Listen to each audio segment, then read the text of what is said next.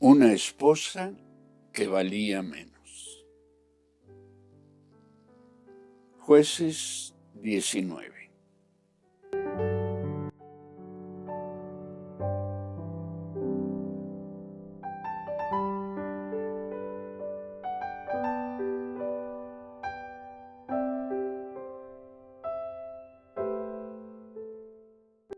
Jueces 19, nueva traducción viviente.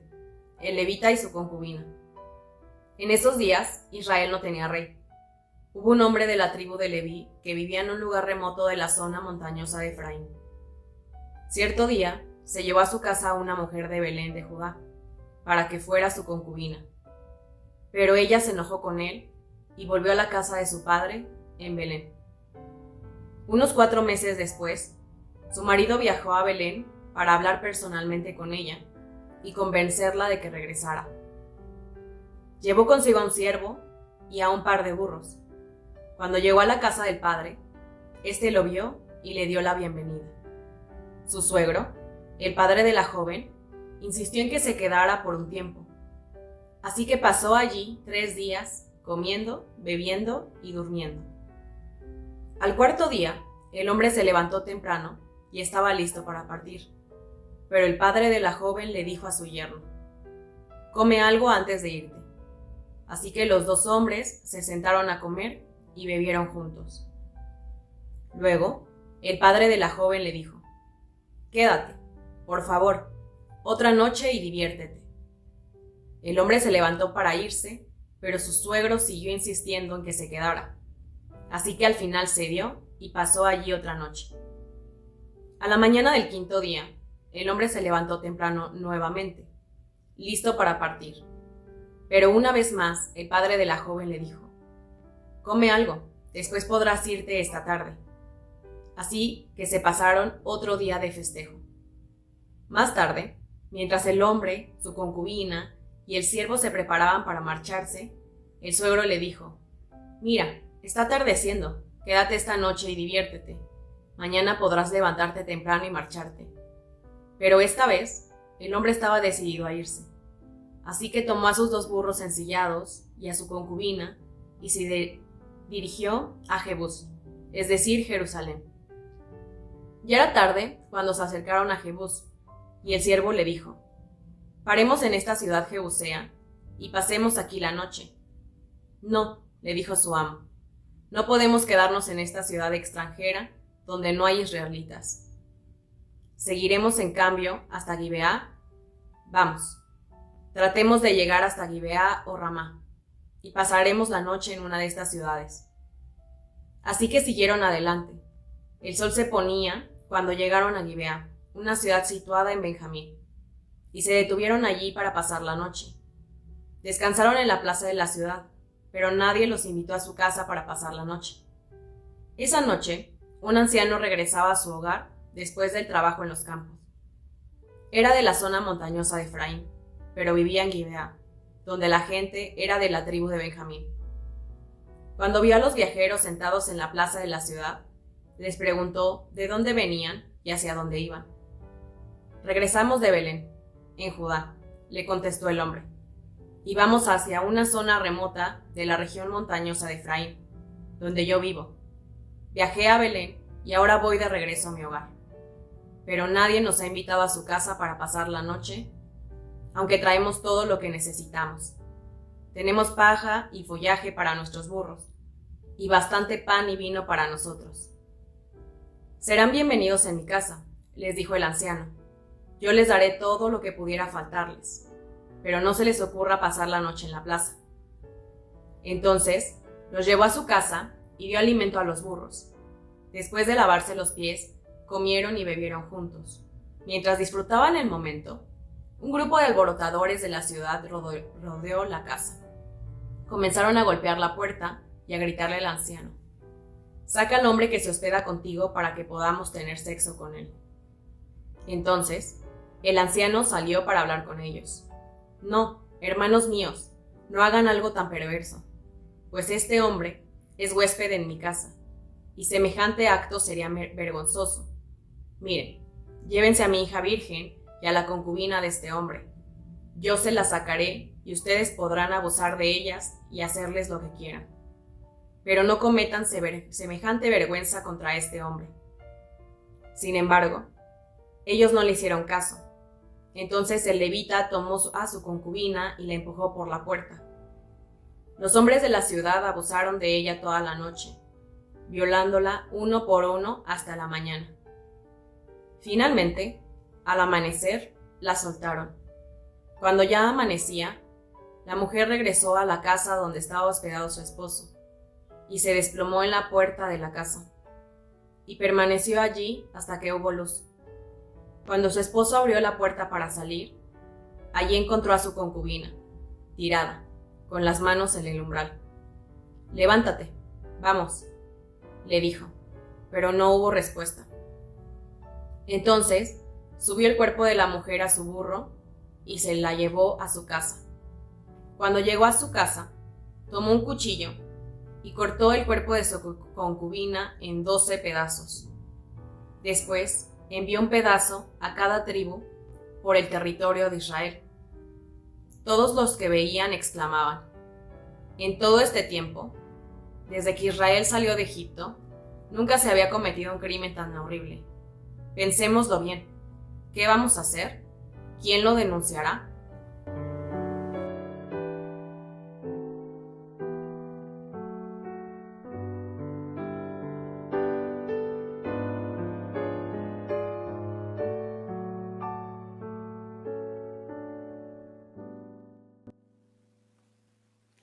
En esta oportunidad, y como parte de nuestra serie de reflexiones sobre la ser mujer a la luz de la Biblia, nos ocupamos de las esposas menospreciadas, es decir, de aquellas mujeres que tienen un valor disminuido, de las que van por la vida siendo consideradas menos valiosas que otras personas o cosas, por lo general, menos valiosas que el marido, menos valiosas que los hombres.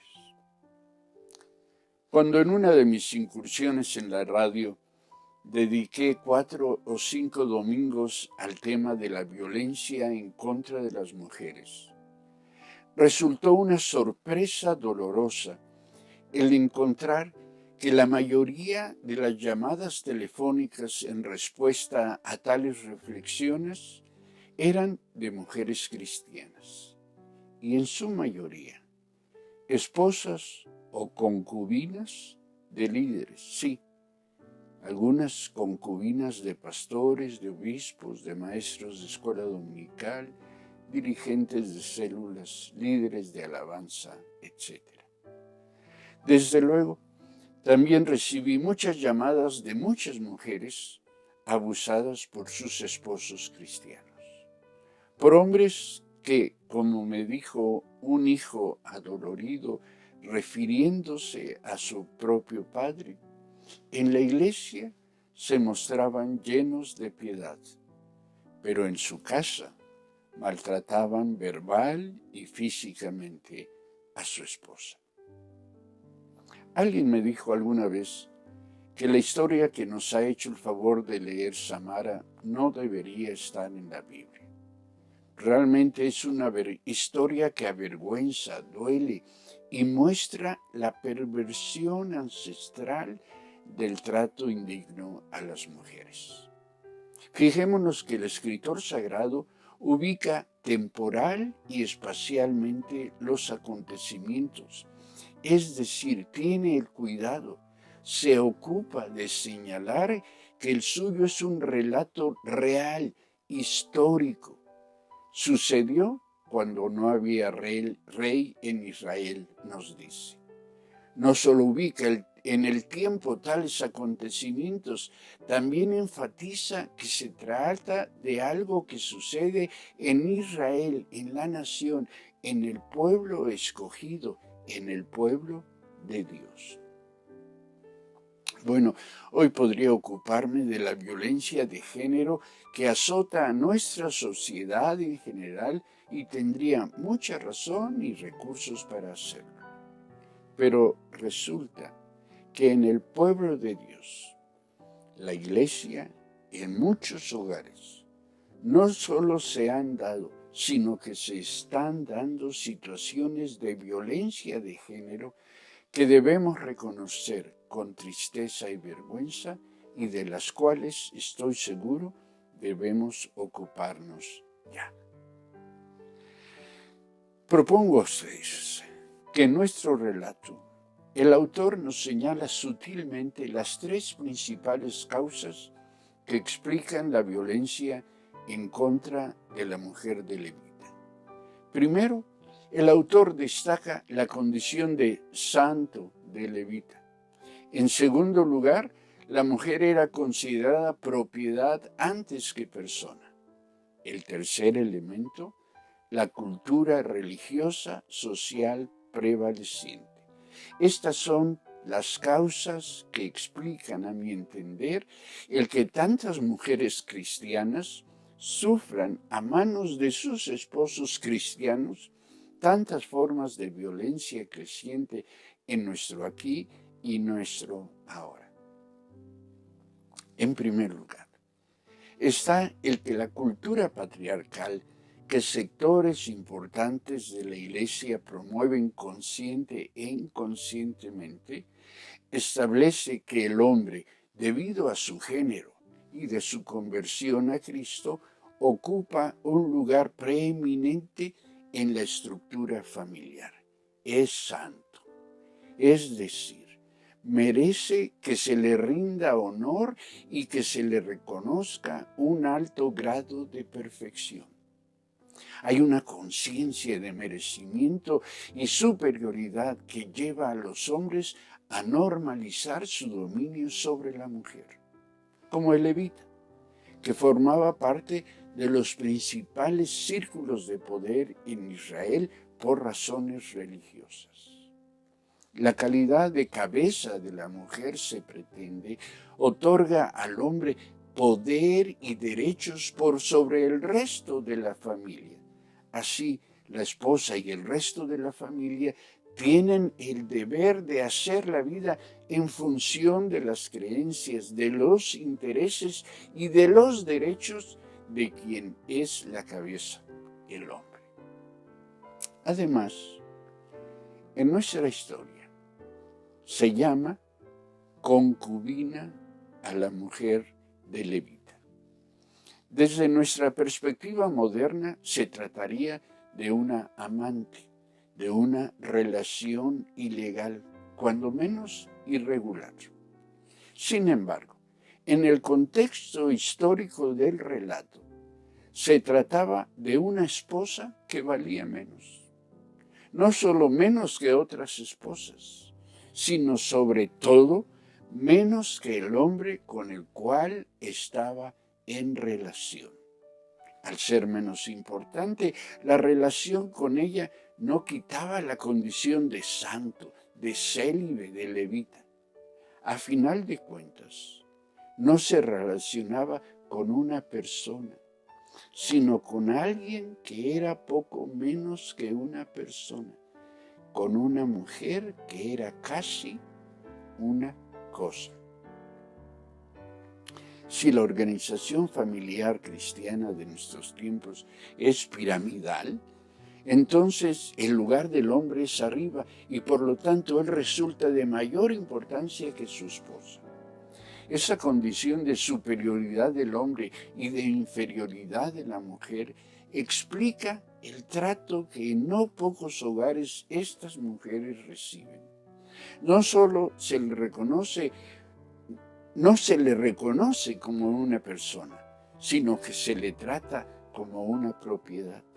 Por eso es que puede ser tratada como una cosa y puede ser empujada por la puerta para que otros abusen de ella. Repase el versículo 25. La tercera causa que explica la violencia en contra de las mujeres al interior de los hogares cristianos como en el tiempo de Levita es la cultura religiosa social prevaleciente. En nuestro relato resulta chocante el poder del padre de la mujer sobre ésta, la disposición de quien los hospeda a entregar su propia hija y a la mujer a quienes buscaban deshonrar a su huésped, y la insensibilidad y menosprecio de Levita para con la mujer que amaba.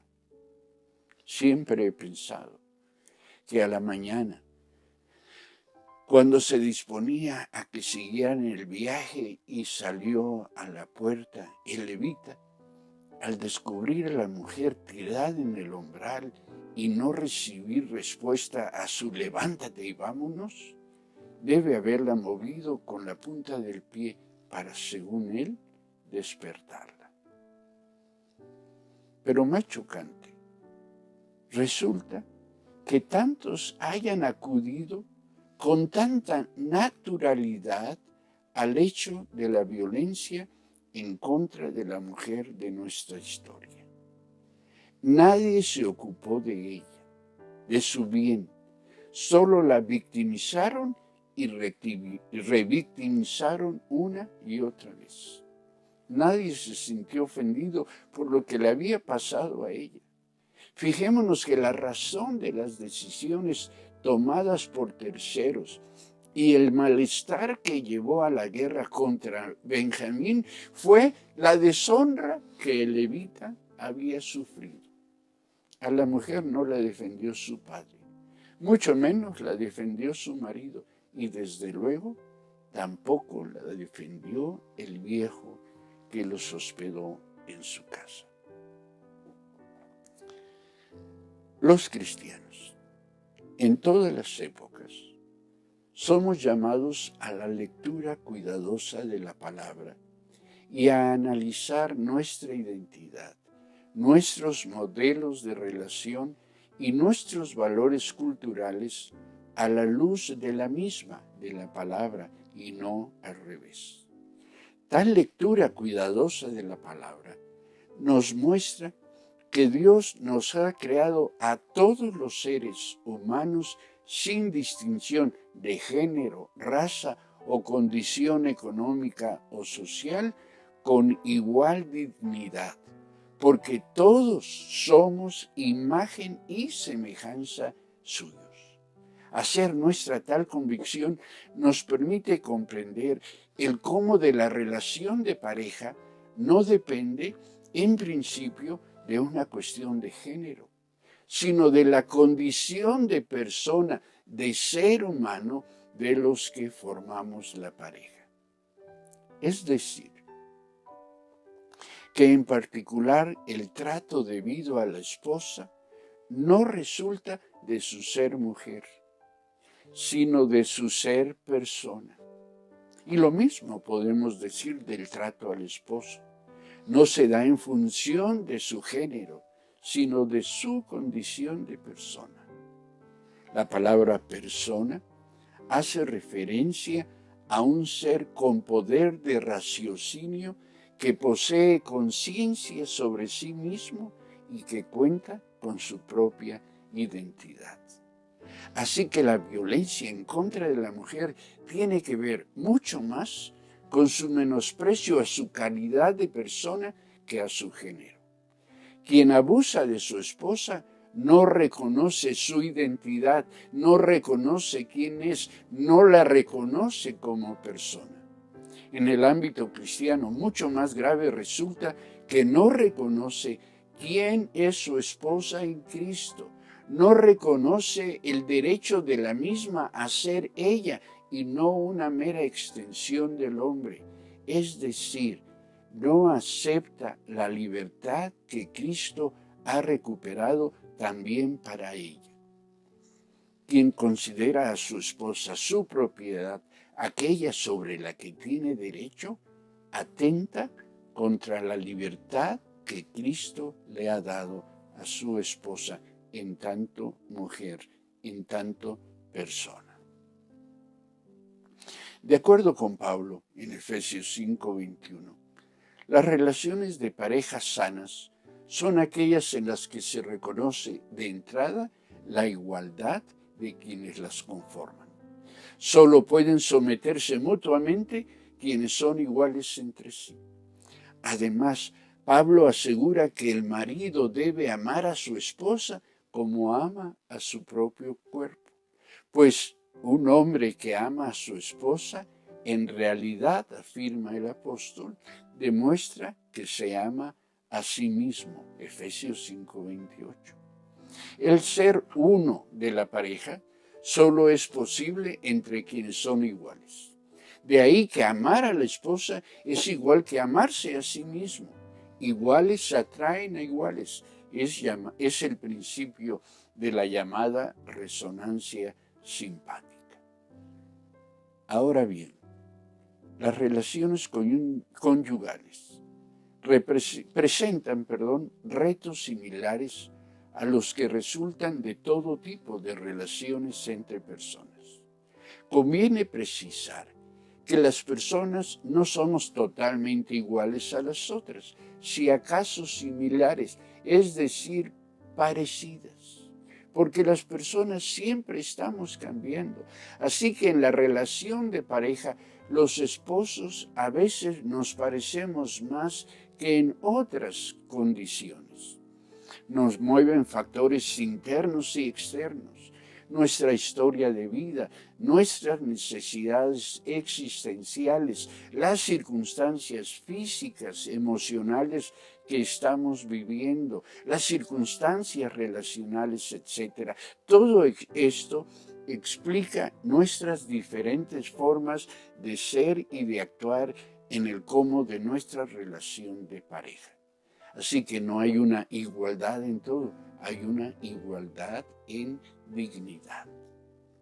Dado que ya me he ocupado de la consideración de los factores que explican la violencia de Levita en contra de su mujer, 3, él es santo, acuérdate de los otros 2, déjenme apuntar aquí los que a mi parecer son 2 elementos presentes en el ser y hacer de la mujer y que resultan propiciadores o cuando menos facilitadores de la violencia que la mujer de nuestra historia sufrió.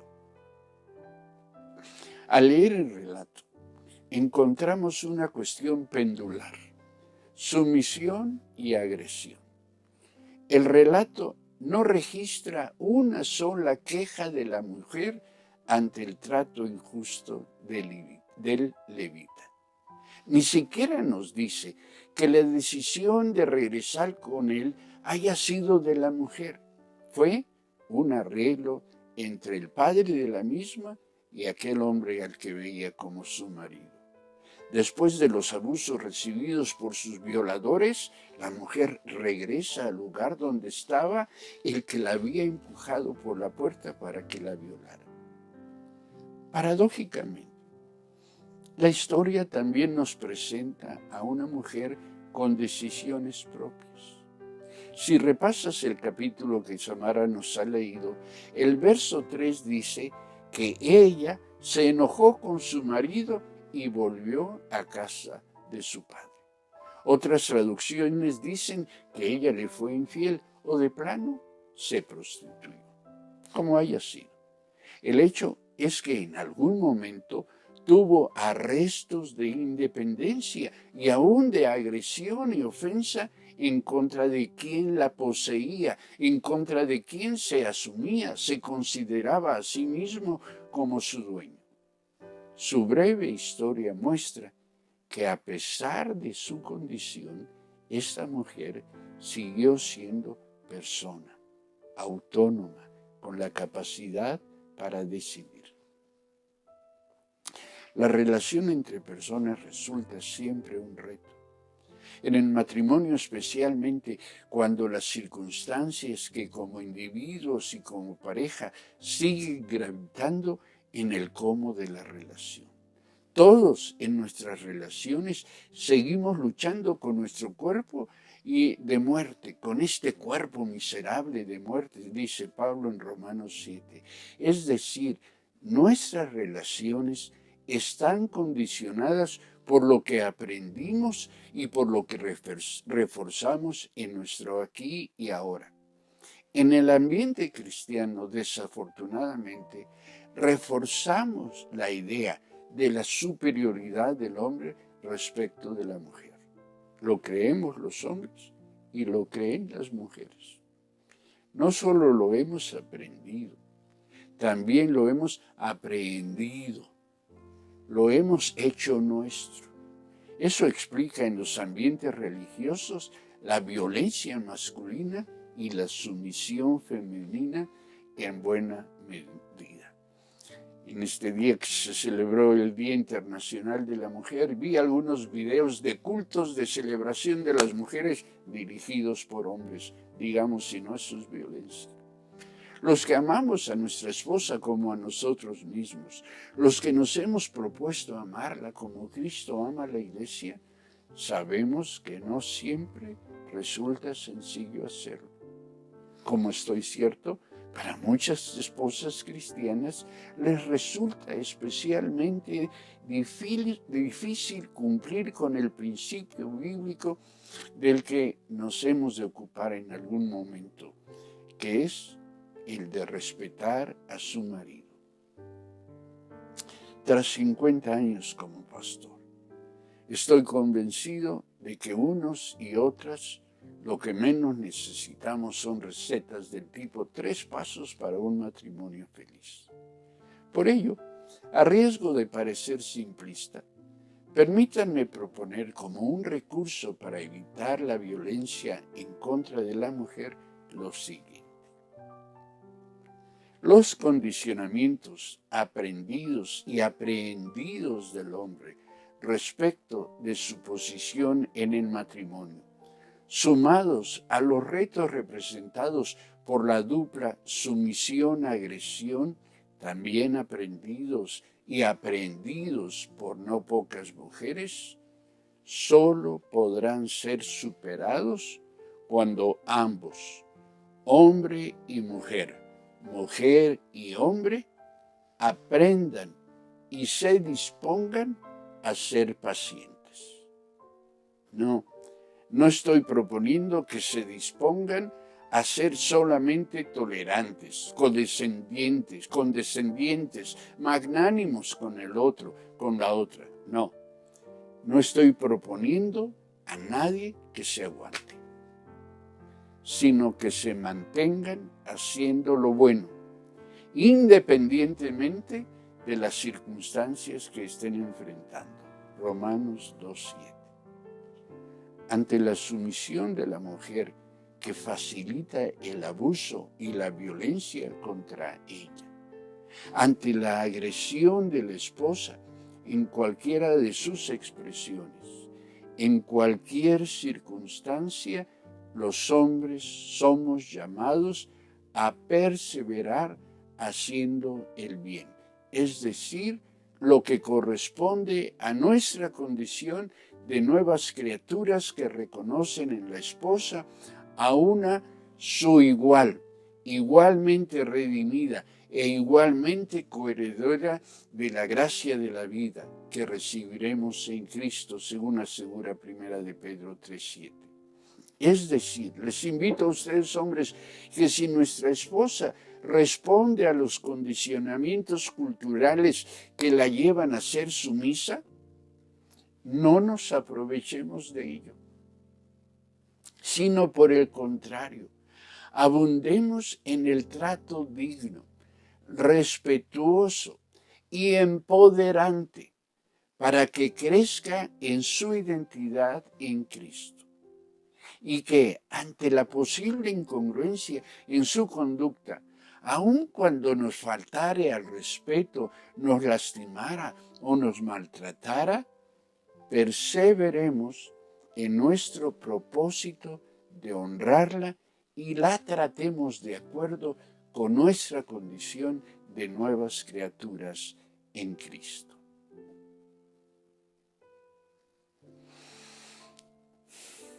Debo confesar mi impotencia y tristeza ante la realidad que vivimos no pocas de las familias cristianas que conocemos.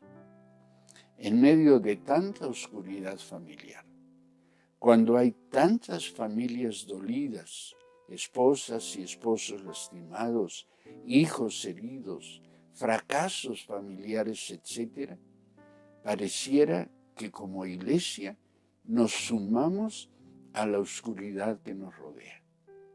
Una y otra vez resuenan en mi mente las palabras de un hijo decepcionado de la iglesia cuando le preguntaba a su madre, ¿en qué hemos fallado como iglesia?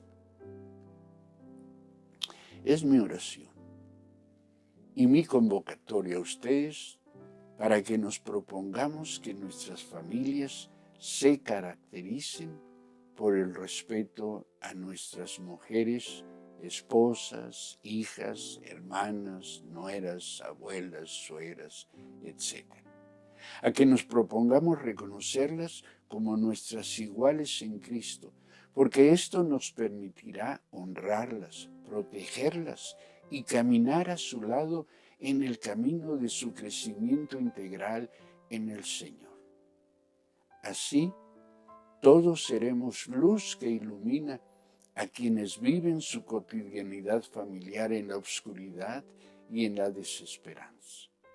Y a ustedes, mujeres, quiero animarlas para que ante la agresión de sus esposos o de los hombres en general, se resistan a la misma, a que mantengan su identidad, a que mantengan su dignidad, a que solo se sometan cuando sea digno el someterse. Porque recuerden que ustedes son imagen y semejanza de Dios. Dios los bendiga. A considerar esto los animo, a esto los convoco en el nombre del Señor.